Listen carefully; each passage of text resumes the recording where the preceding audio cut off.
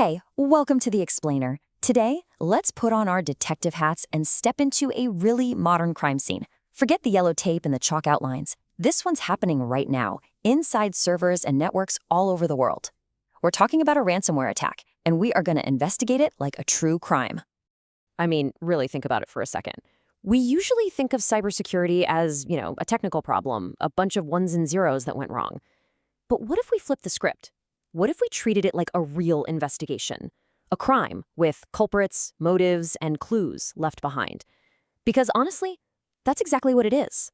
Okay, so here's our game plan for this explainer. We're going to walk through the 5 key stages of this whole digital investigation. We'll start with the crime itself, take a look at the standard police procedure, and then see what happens when a real detective shows up to hunt the hunters and, finally, close the case.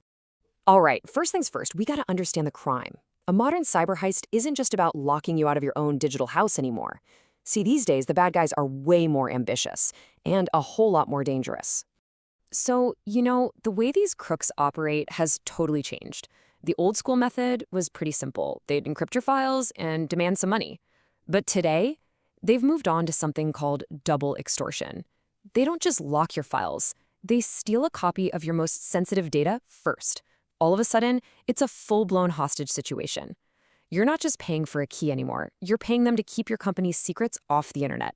Okay, so the alarm is blaring, a crime is in progress. Who shows up first? The first responders, right? Well, in our digital world, this is the standard by-the-book incident response plan. It's like the initial police work. Secure the perimeter, see how bad the damage is. So most companies have a playbook for this, usually something like the NIST framework. It's the super logical 6-step process. You prepare for the worst, you detect and analyze the problem, you contain it so it can't spread, you eradicate the threat, you recover your systems from backups, and then you review what happened. And look, this stuff is absolutely crucial. You have to do it. It's the digital equivalent of the cleanup crew. But here's the thing. It's all reactive. You're stopping the bleeding, sure, but you're not actually catching the person who did it. And this is where our investigation really begins. To actually solve the crime, you have to go way beyond that standard playbook. You got to call in the detective. And in our world, that detective has a name: threat intelligence. Threat intelligence, or TI for short, it's not just a bunch of data. It's all about context. It's the difference between seeing a broken window and knowing who broke it, how they did it, and maybe even what house they're going to hit next.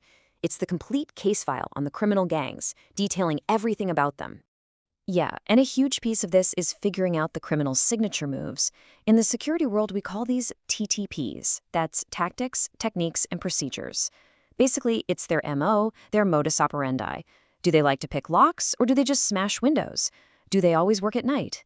If you know their TGPs, you know exactly what to look for. And you know what? Just like any sloppy crook, digital criminals leave evidence behind.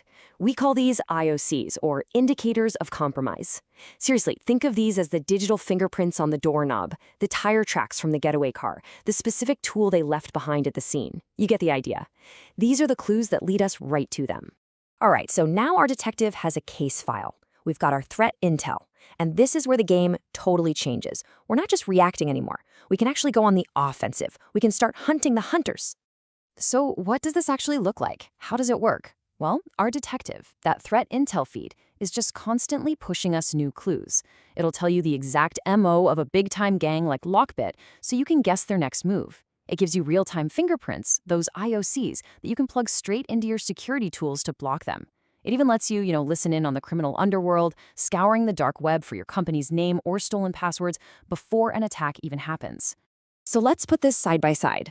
The difference is huge. Okay, standard response, you find an infected computer, you isolate it. Simple. The intelligence-led response, this particular strain of malware goes straight for the servers, so you isolate them first. You go for the crown jewels. Standard approach, wait for an alert. The detective's approach, actively hunt for signs that someone is sneaking around your network because you know that's their MO. See the difference? One is waiting for the alarm to go off. The other is actively patrolling the hallways, knowing the intruder might already be inside. Okay, so we've tracked down the attacker, we've contained the damage. Now it's time to close this case. And that means more than just cleaning up. It means making sure this perp can't hit us again. First things first, you gotta know exactly what kind of crime you just dealt with. Looking at the data, you can see that almost half of the time, it's that nasty double extortion model we talked about. But about 30% are still just simple encryption. And what's really interesting is this growing slice. About a quarter of them don't even bother locking your files. They just steal your data and threaten to leak it. Knowing which one you're up against changes your entire game plan for recovery. And just like any good police procedural, after the case is closed, the team holds a debriefing. We call it a post-mortem, a lessons learned session. You ask the tough questions. What did they do? How did they get in? And the big one, how do we make sure this never, ever happens again? This is the fortification stage. This is where you use what you learned to build higher walls and stronger locks. For example, you take the bad guys' TTPs and map them against something called the MITRE ATT&CK framework. It's basically a giant encyclopedia of every known hacker tactic out there.